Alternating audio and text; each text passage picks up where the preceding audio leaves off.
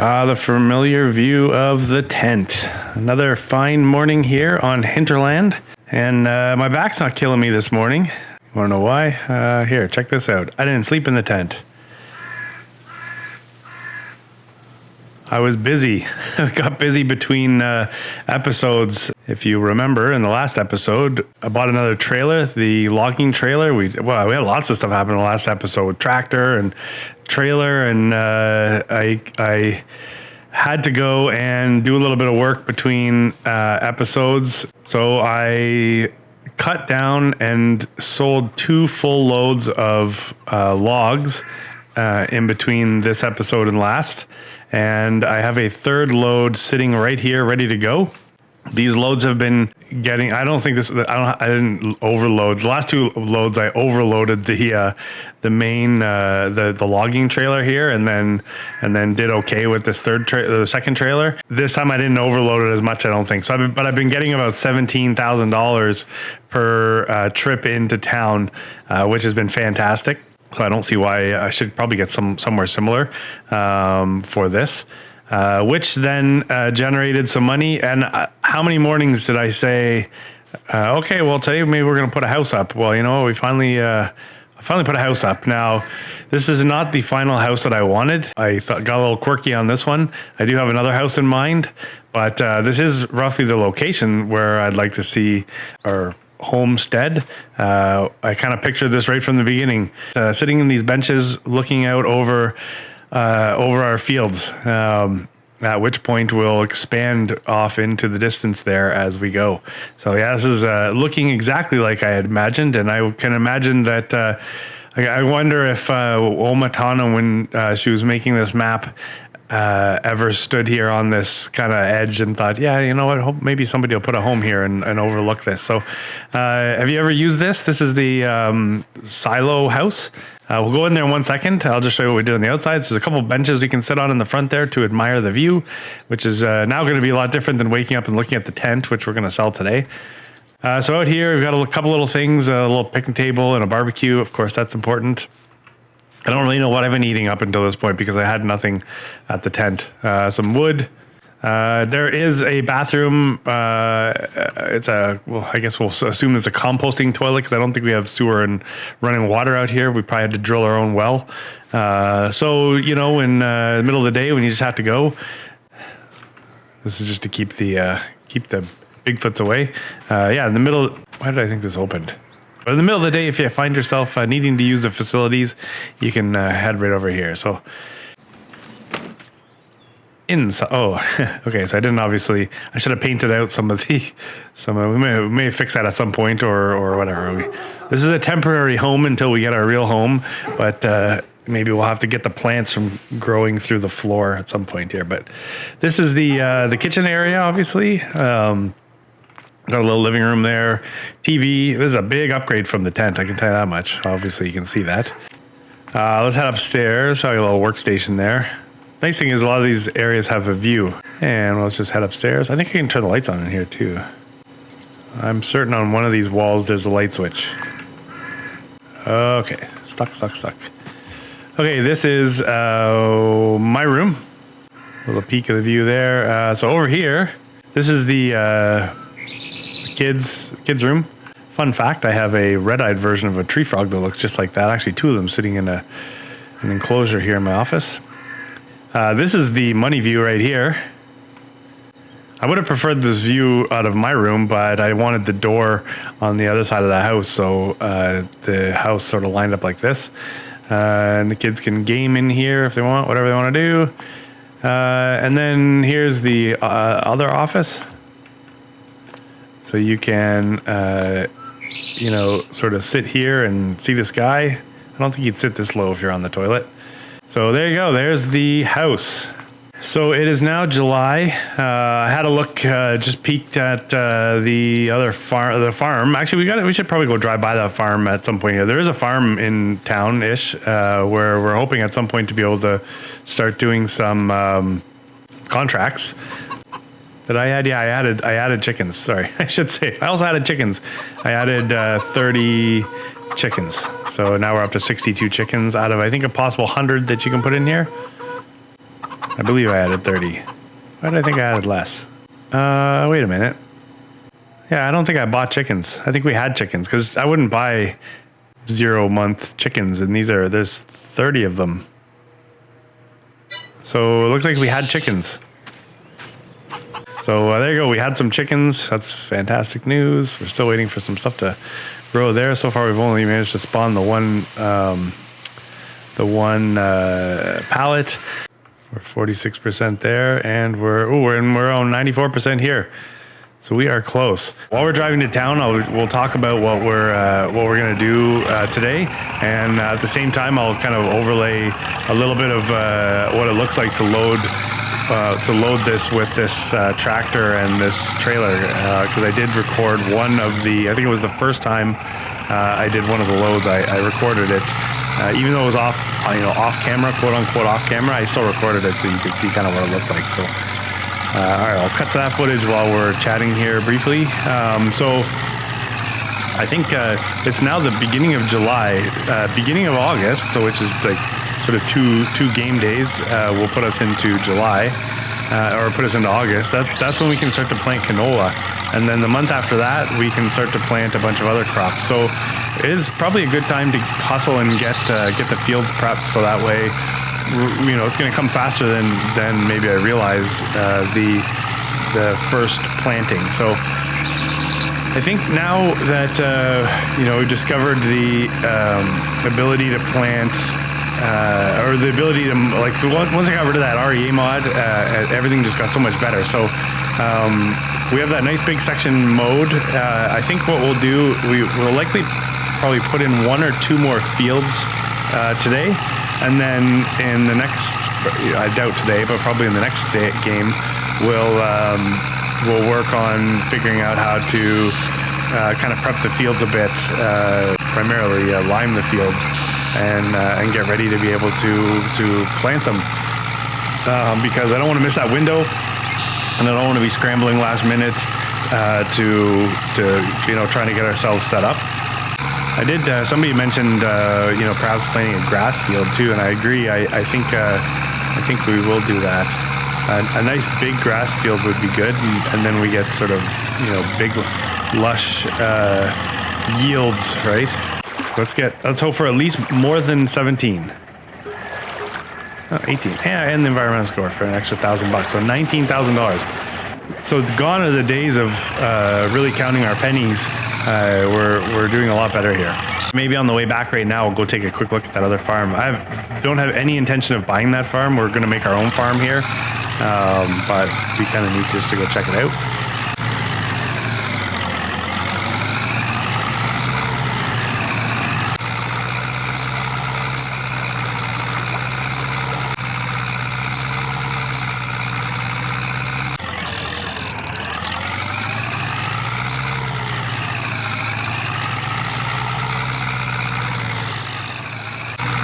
Here's one of the fields. Hopefully we get the contract to harvest this stuff. Actually, we're driving between 2 fields right now. And the farm should be, I believe I make, oh, wait. Oh my gosh, so dumb. The farm's not here because I was starting from scratch. So there are no buildings here. So in saying that, this would probably make a good place for, so let's make a point never to buy the fields, because we want to continue, well, unless we get big enough and we just want to buy the fields, but we want to be able to use those fields for contracts. But perhaps at some point we can put down our own productions over here. This area seems like it's already well prepared for that. All right, our home is like way across those meadows. So let's do this. Let's time lapse the drive just so you can see a bit more of the countryside. We'll go up here to there's a bridge up here, it looks like on the map, and then we'll cut across and then we'll just rip through the meadows.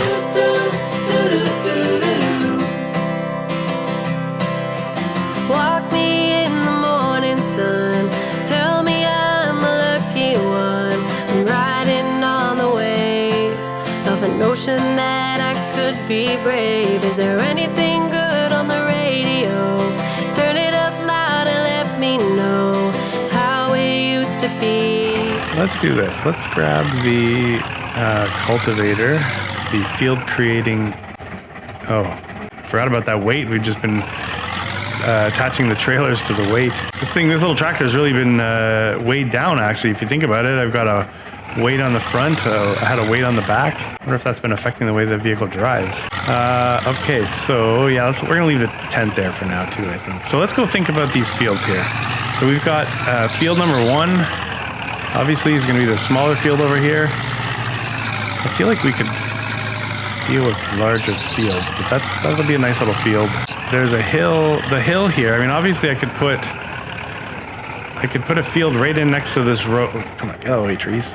We could put a field in right in next to this road in this little area right here. It would be on a bit of a side hill, which I guess is not too big of an issue. At some point we're going to farm that for sure. But perhaps what we want to do is let's go look. Here was the back corner. I wonder if we want to build a field off this edge of our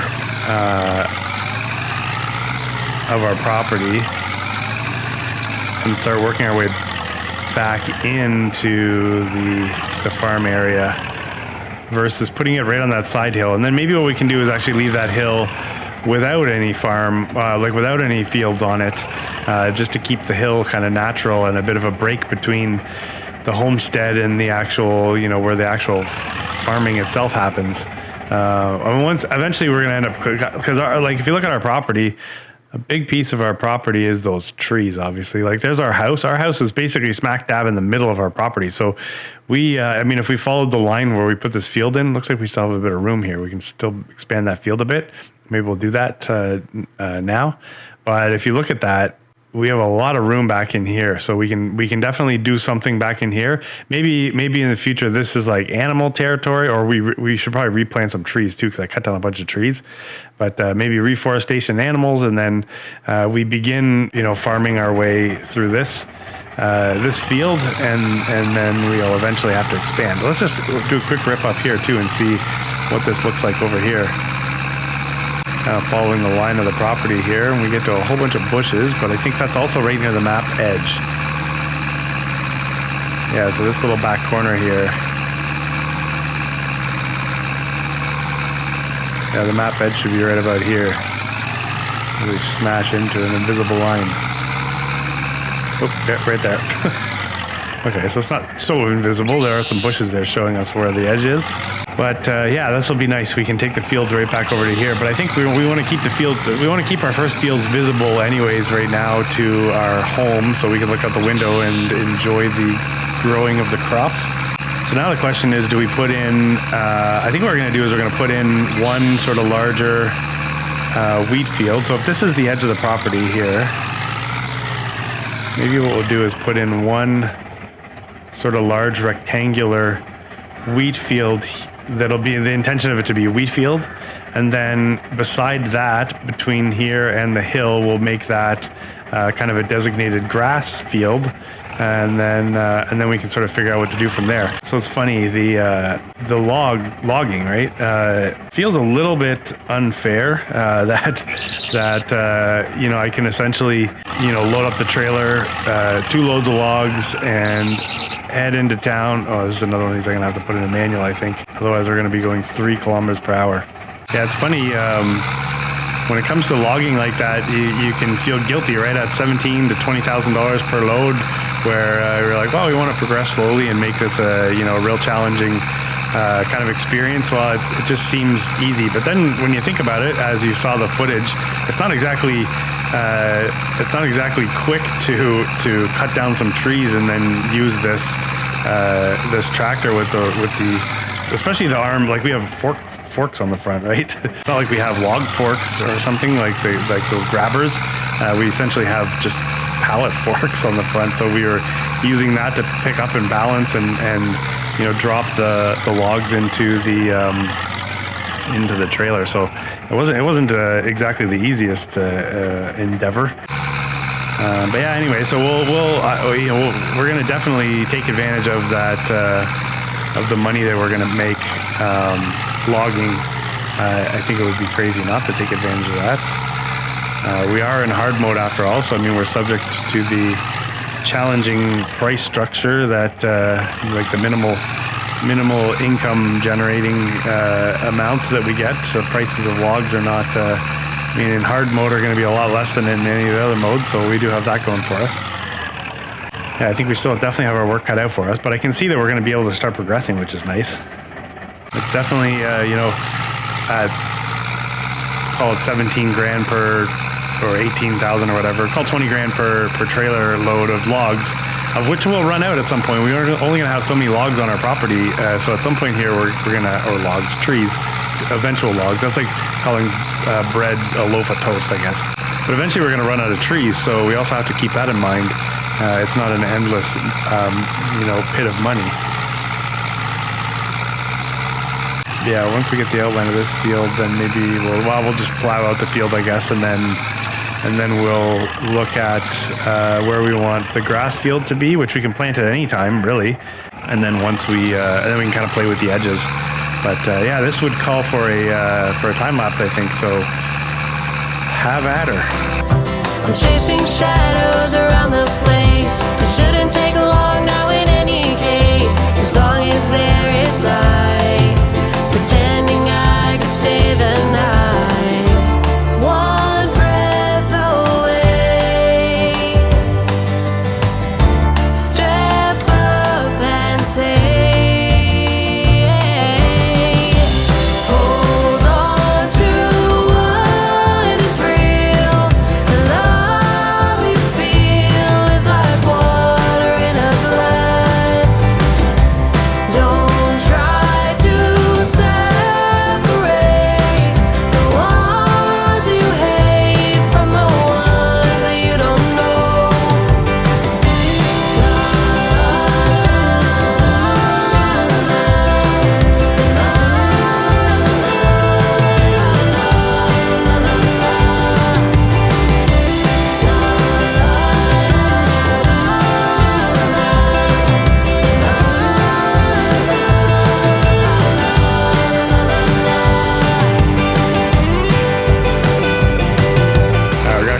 We got a little bit of cleaning up to do here, a couple patches we missed, and then we're going to figure out what to do with that grass field. So as I'm, just driving back and forth here thinking, so this will be a reasonable starting field, I think, here. This plus the field up at the top. We'll be able to, I'd like to plant a massive field, but I think that might end up coming in year 2, like in the next year, as we kind of grow into our space here. If I go too big too soon, then we could have some problems. Especially because we're sort of stuck with some of the smaller equipment at the beginning here. But I always have to remember that volume produces better incomes. Anyway, so like I was about to say there, we've got some spending we're going to need to do here soon. So I got to be careful not to overextend ourselves and then not be able to buy, like, for example, we need a seeder. We're going to point out one other thing. I'm going to try my best to leave some space in between the fields, and then I think we're going to try to grab one of those boxes of trees, like with the hand planting, and we may put some trees in between the fields or a bit of a laneway just to provide some wind breaks, because I don't know what, like in the winter time, is this just a wind tunnel and is it just going to blow all the topsoil off or whatever? Like, I often see people putting up snow fences and stuff, and I think that's maybe to help avoid that kind of degradation. So how much room do we want to leave in between there? We can always shrink it if we needed to, but it would be nice to be able to drive in between the fields. So right now I'm gonna take this grass field and we're gonna put it into this kind of mode area, and then we're gonna take a good look at it and see how we want to expand it, because for the grass field, we could likely go a little bit further up onto the hill. I'm getting quite a ways away from the other. I'm gonna have to shrink up the distance here. I think we're moving away from the other field. Who knows? Maybe we'll end up with just a tractor's width, or maybe we don't even think about driving between the fields. Maybe all we're going to be doing is maybe planting a few trees in between the fields.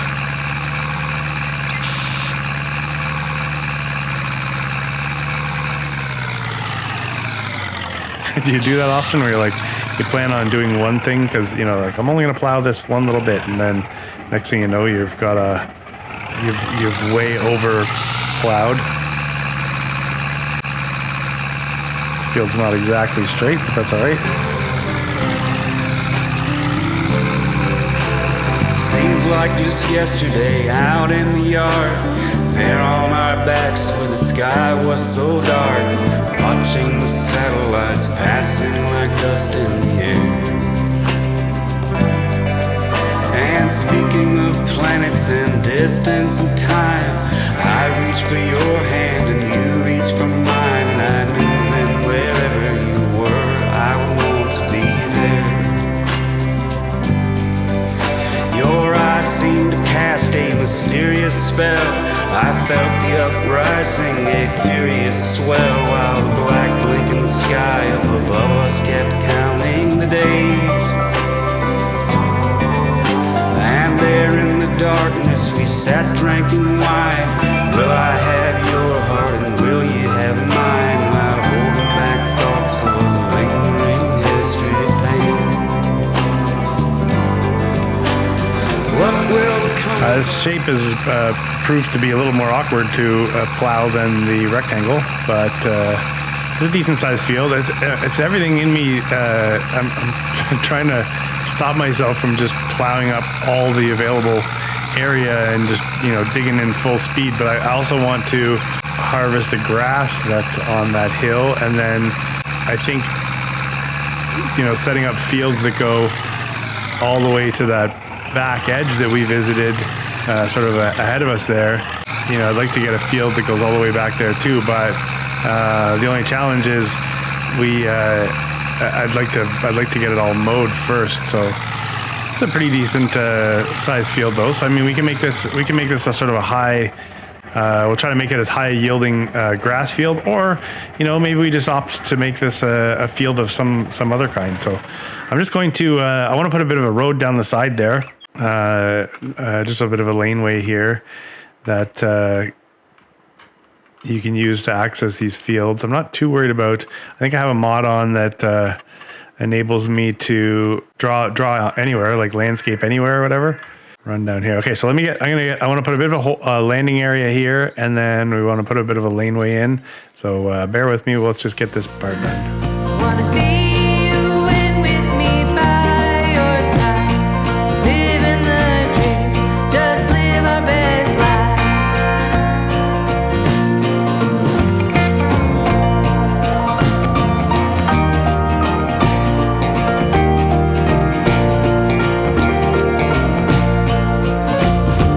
Ride or die, my babe, get high on you. I get high on you. We added in the little bit of a feeder road there, so let's just rip over here. Yeah, so I now no longer see the point of putting a little road in between the two fields. We'll, like I said, we'll put a few sporadic trees in there, and I'm gonna put. I'm not just gonna take the decoration trees and put them in there. I think what we'll do is we'll put trees that grow. There you go. So a little bit of road. That road can eventually feed all the way to the back there, and then when we build a network of fields out in this other area over here, this will continue these road networks, so we know where to go. I don't really have a exact purpose for this section yet, but I do like staging areas where you can come in. You know, whether it's it's not going to matter so much here because we're wide open spaces, but you know, when you have tighter farms, it's nice to have a place to take the header, park the header trailer, and maybe have a tractor waiting for whatever. So that staging area is kind of nice. But let's go put this thing away, and I've got another idea here. I couldn't help but stare at all that open area and thinking that, you know, it would really suck going through the winter knowing that we had an opportunity to make fields.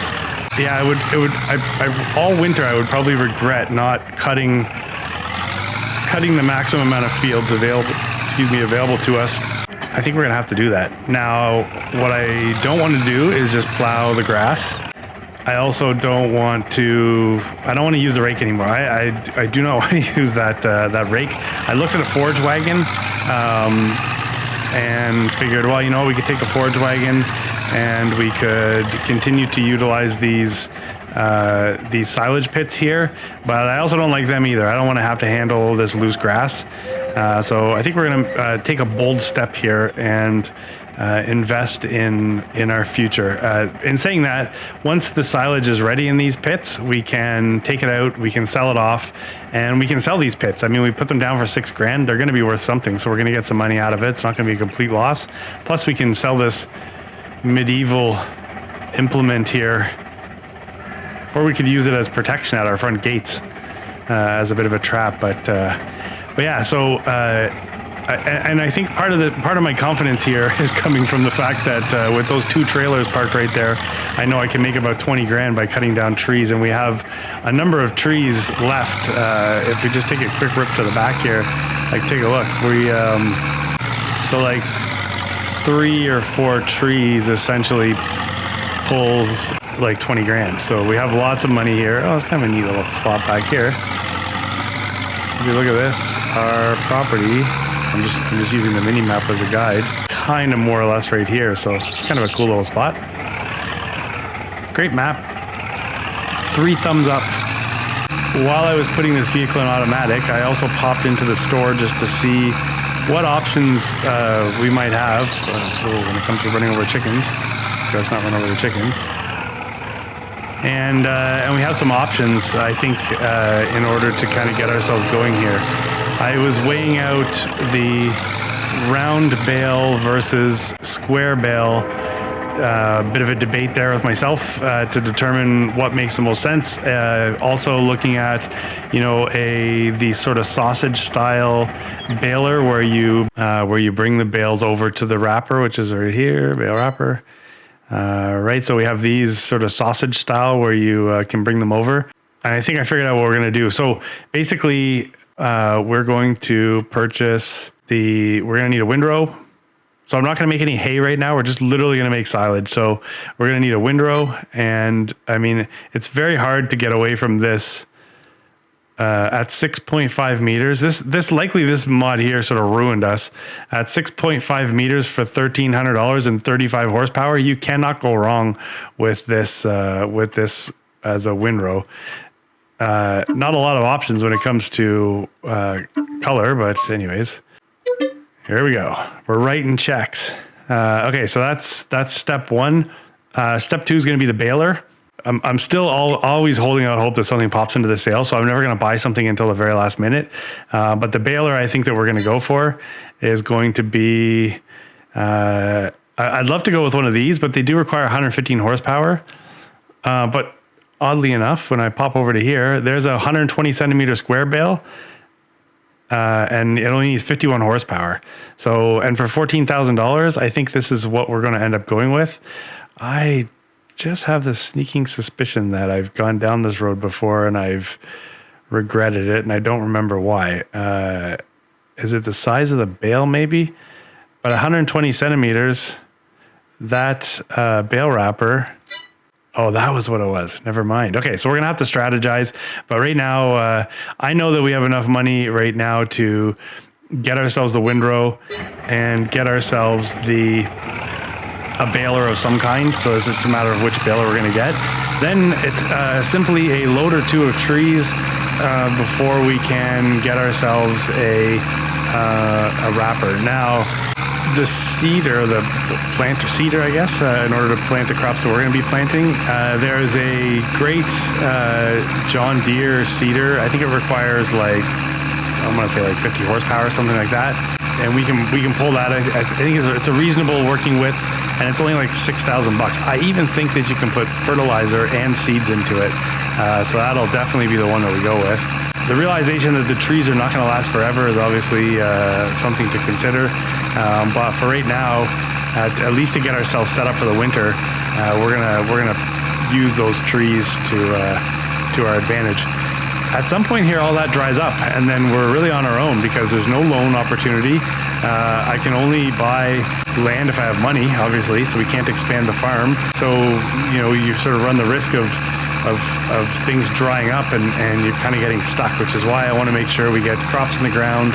You know, we're investing in the future, and then we, you know, we sort of suffer through the winter, I guess. I mean, in the wintertime, maybe we're clear cutting all the rest of the trees. I don't know, and trying to keep ourselves busy, and we're fast forwarding into the spring. So let's go pick up the windrow and get it back to the farm. At which point we can mow. We're gonna mow everything. So this is gonna be one big mowing fest, because now I don't have to worry about that stinking rake. We can literally mow up everything, windrow, and then bale it, and then it's just a matter of getting it wrapped. You know, we've got this loader arm. Like we're set up pretty good, I think. This tractor's going to be decent for it. Oh, speaking of which, we need to get some fuel. So I don't know what currency this is in, but I mean, we're in liters here in the Great White North, and we got up to, I mean, at the tough times, I put 94 on the dirt bikes. We put 80. I want to say, we put maybe low 80s or whatever. I don't remember what the quality of the fuel is, but we got up to like 215 or 220 or something at some point when things were really challenging through the, you know, the main part of the pandemic. Fuel prices are cheap here. Anyways, okay, I'm gonna get this back and we're gonna get mowing.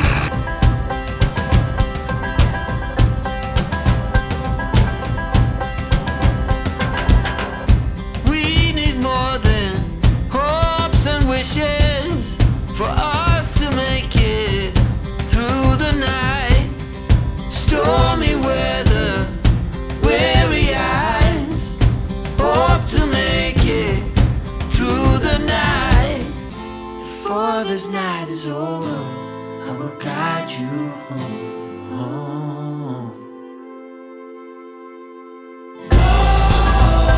All this time you thought we'd never pay the price.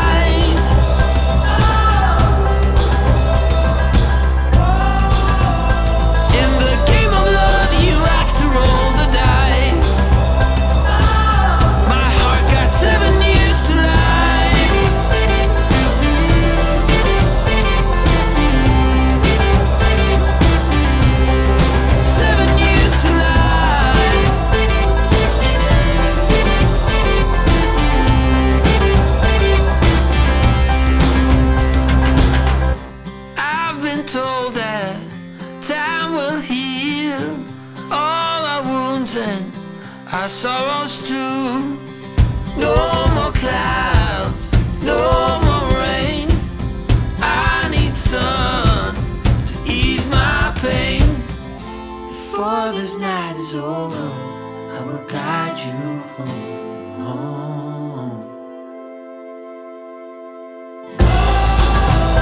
All this time you thought we'd never pay the price.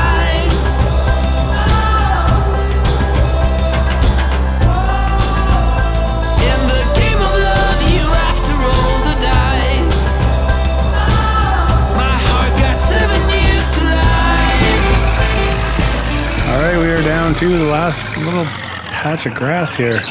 This is no small feat. The plowing is not going to be fun. But we're not there yet anyways. We have to decide what we're going to do for the field. I'm half thinking of taking, so where that rectangular field is, yeah, I'm kind of wondering if, no, okay, that's going to be too big. We might take this out just a bit further. Like if I took this field and brought it out to like here,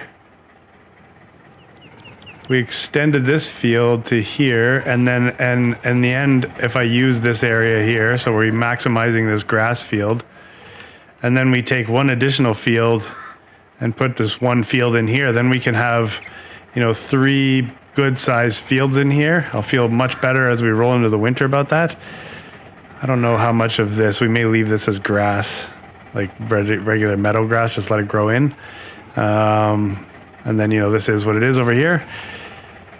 So I have no idea how long this episode, because of the time lapses, it's really deceiving. I know roughly how long I've been recording for, but these time lapses are really going to throw me off. I'm not sure what they're going to represent for overall here, but I think we should at least get a baler and get that grass baled right now.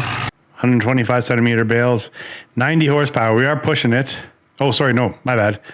So 30. So 22, 30, 50, $52,000. That's going to leave us $3,500. Which I'm not too worried about, because in the end we have the loader, so we can pick these bales up and move them off the field. We have half a month in order to go on a big logging mission to get ourselves into place for being able to plant. So I think we're doing okay. Now, in saying that, something could still pop up in the sale. So right now we're going to purchase the baler.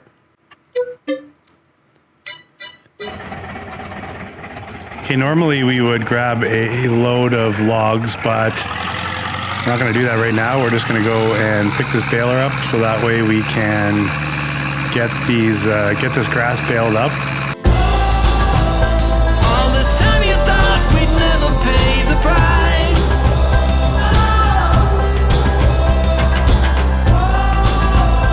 In the game of love, you have to roll the dice.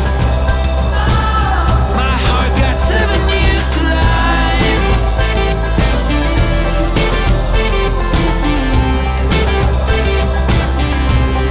7 years to life.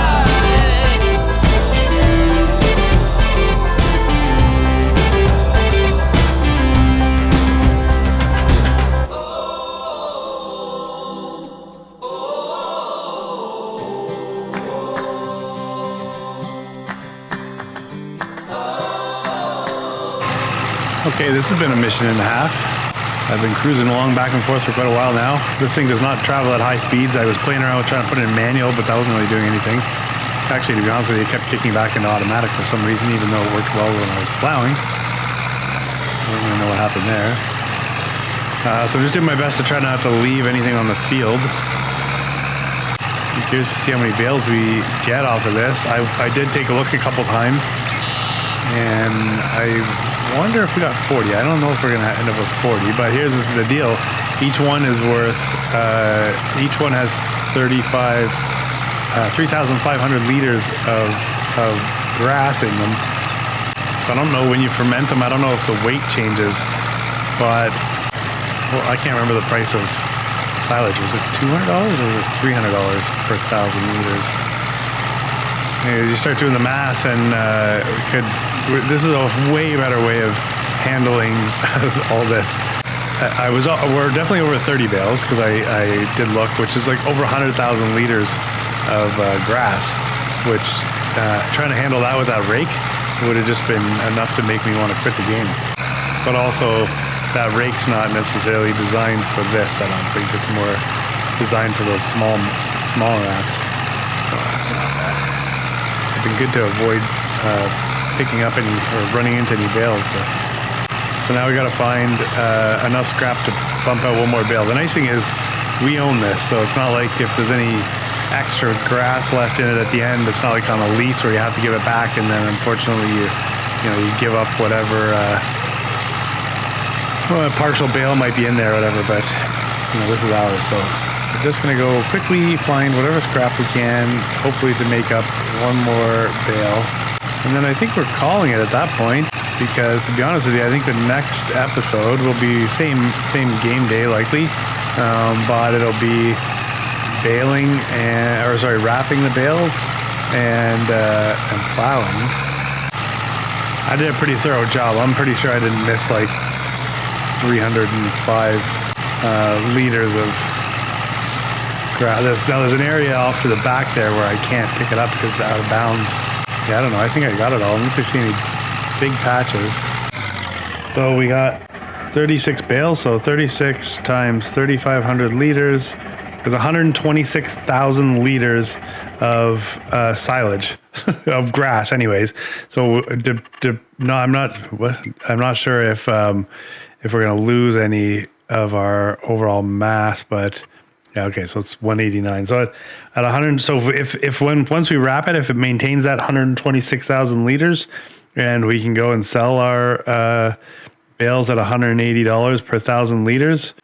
So it's almost $23,000 of bales, which is essentially free. Because I mean, it's not free. I mean, we bought the wrapper and bought the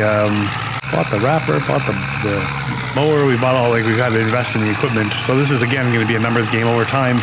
All this stuff starts to average it out. But if we're going to have animals, we're going to need bales anyway. So I mean, well, not the most lucrative. Like we just spent a lot of time doing this, and we still got to wrap them and handle the bales, like move them.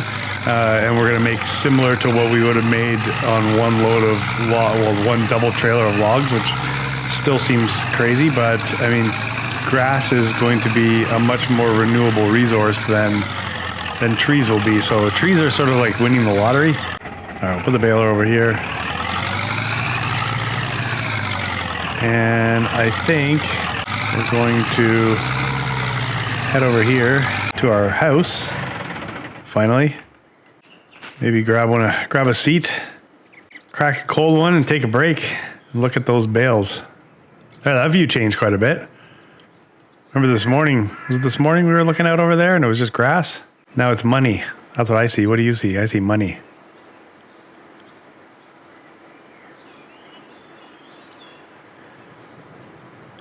Yeah, so on that note, we're going to bid farewell, and we got a lot of work to do in the next one here, which will likely be same game day or the next, but likely same game day. I can't see why we're going to burn most of a day just to do what we could be doing right now the next day. But anyway, so I hope you are having fun. Thanks so much.